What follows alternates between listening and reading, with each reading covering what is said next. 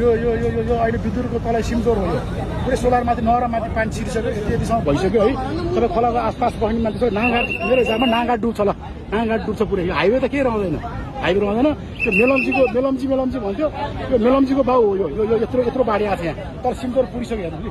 तलको सोलर हेर्नु सोलर सबै गइसक्यो ल हेर्नुहोस् सोलर सबै नहरमाथिमा गइसक्यो यो बसपार मुनि यो बसपार वाटर टावर होटल पनि देखाइन्छ यहाँबाट वाटर टावर होटलको मुनि यो पानी हुँदै हेर्नुहोस् वाटर टावर होटलमा माथि पानी आधी भइसक्यो यो हिसाबले कहाँ जान्छ ल हेर्नु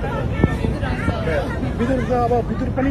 हामी यहाँ के भाग्ने नभाग्नेमा छौँ हामी यहाँ खोला बगर हुन्छ भाग्नु होला है ल हस् ल हेर्नुहोस् ल यत्रो खोला भोटेकोशी नदी रसुवामा तिब्बत तर्फबाट ठूलो बाढी प्रवेश गरेकोले अर्को सूचना नआउँदासम्म त्रिशुली नदीको तटीय क्षेत्रका जिल्लाहरू नुवाकोट, धादिङ, चितवन, गोर्खा लगायतका स्थानहरूमा उच्च सतर्कता सहित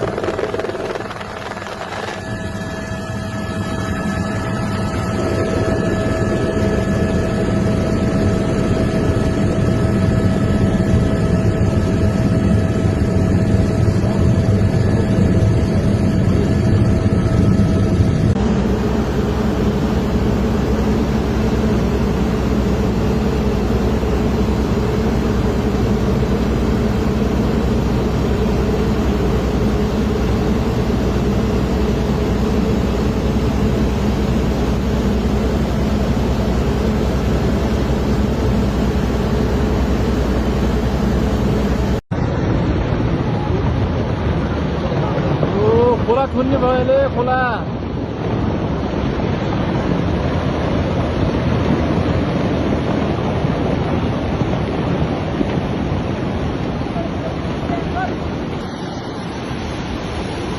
आधी थुनिसकेको छ अब आधी चाहिँ थुन्नु पाइसक्यो यो पहिरो चाहिँ आइ नै गएको छ